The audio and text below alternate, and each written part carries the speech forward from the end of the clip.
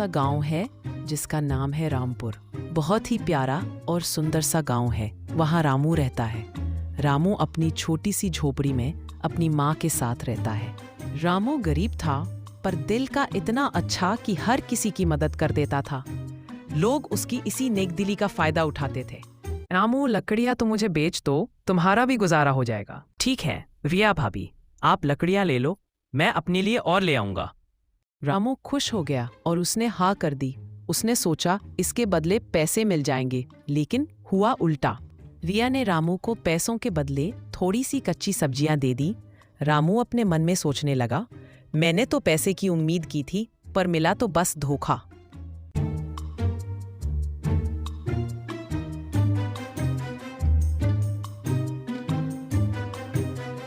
बेटा लकड़ियाँ ले आया, और ये हाथ में क्या पकड़ा है?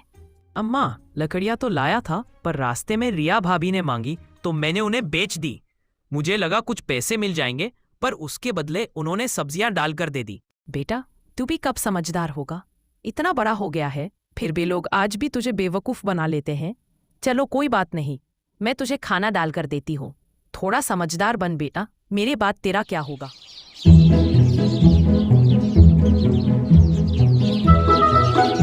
माँ, मैं लकड़ियाँ लेने जा रहा हूँ।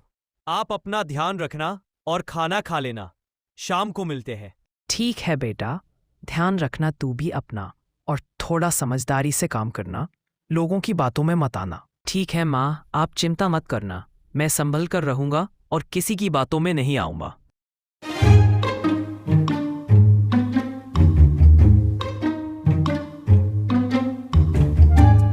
अरे चाचा जी, कैसे हो आप? बस बढ़िया रामू, तू बता कैसा है और सुबह सुबह कहाँ जा रहे हो? बस चाचा, लकड़ियाँ काटने सोचा, घर के लिए काम आएंगी, खाना बनाने के लिए। अच्छा यार रामू, थोड़ी सी लकड़ियाँ मेरे लिए भी ले आना और मेरे घर में दे देना। आज तेरी चाची ने तेरे लिए पनीर की सब्जी बनाई है, वो भी ले जाना और अपनी माँ को भी खिला देना। चाचा, लकड़ियाँ तो मैं ले आऊंगा, पर उसके बदले मुझे सब्जी की जगह पैसे दे देना। माँ को पैसे चाहिए। पागल है क्या? पैसे ही देने होते तो बाजार से नहीं ले आता मैं खरीद कर। देख लकड़ियाँ लाना, पैसे को रामू छोड़ो। ने कुल्हाड़ी उठाई। लकड़ी चीरते चीरते सांसें तेज थीं, पर सोच एक ही थी, आज जल्दी घर जाऊंगा। ये लकड़ियां बेचकर माँ के हाथ में कुछ देंगे। माँ की एक मुस्कान के ख्वाब ने थकान को भी मीठा बना दिया।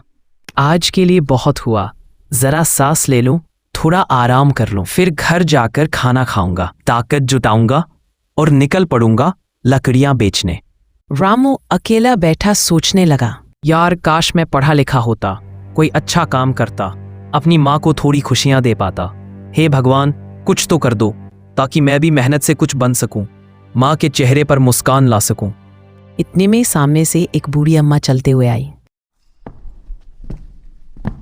अरे बेटा, जरा सी लकड़ियाँ मुझे भी दे देना। मैं बूढ़ी हो गई हूँ, अकेली रहती हूँ घर में। खाना बनाने को थोड़ी लकड़ी मिल जाए तो बड़ा सहारा हो जाएगा बेटा। ठीक है माताजी, आपका घर कहाँ है? मैं खुद ही छोड़ आता हूँ वहां तक। आप कैसे उठाकर ले जाओगी? इतना बोझ कैसे संभालोगी?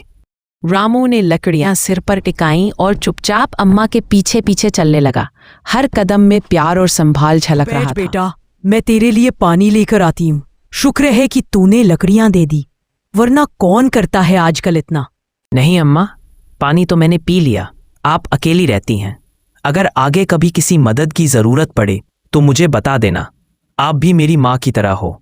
ठीक है बेटा, आजकल तुम्हारी तरह लोग कम ही मिलते हैं। चलो ठीक है अम्मा, मैं चलता हूँ, अपना ध्यान रखना। रुको, मैं तुम्हें कुछ देती हूँ। ये जादुई मसाला है, इसे तुम किसी भी चीज में डालो, बहुत स्वादिष्ट बन जाएगी। इसे ले जाओ और अपनी कोई खाने की दुकान खोल लो। तुम्हारी जिंदगी बदल जाएगी बेटा, फिर तुम अपनी माँ को खुशियां दे सकोगे।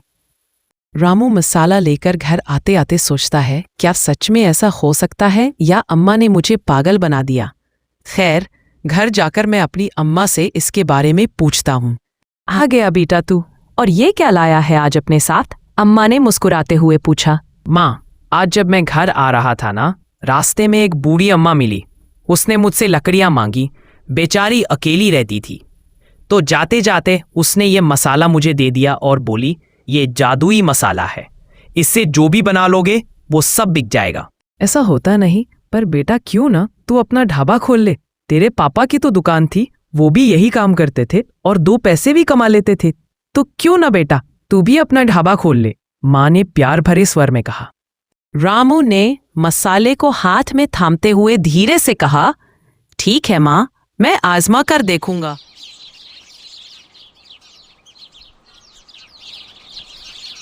रामू ने आखिरकार अपना काम शुरू कर ही दिया। अगले ही दिन कुछ पैसे उधार लेकर छोटी सी दुकान खोल ली। सोचा चलो बिरयानी बनाते हैं। जैसे ही गर्मा गर्म बिरयानी में मसाला डाला, तभी किस्मत ने भी तड़का लगाया। पहला कस्टमर सामने आ पहुंचा। आओ भैया जी, बताइए क्या सेवा करूं आपकी। सेवा तो ठीक है भैया जी, पर इसकी खुशबू तो कमाल की आ रही है।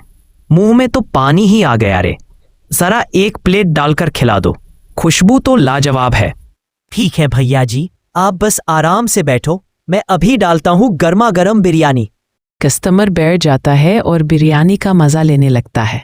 बिरयानी खाने के बाद वो खुश हो जाता है और कहता है, ओहो, मजा आ गया यार, क्या बिरयानी बनाई है तूने, वाह, ऐसा स्वाद तो कभी नहीं चखा। चल अब एक काम कर, 2 प्लेट पैक कर दे, घर ले जाऊंगा, अपनी पत्नी को भी खिलाऊंगा, वो भी दीवानी हो जाएगी इस स्वाद की। माँ चलो ना, वहाँ बिरयानी खाते हैं, बहुत भूख लगी है। माँ चलो ना प्लीज। हाँ चल बेटा, खुशबू तो बहुत आ रही है, मेरे मुंह में भी पानी आ गया है। ए जी, चलो बिरयानी खा लेते हैं। अरे मम्मी, आज मैं पेट भर के बिरयानी खाने वाला हूँ।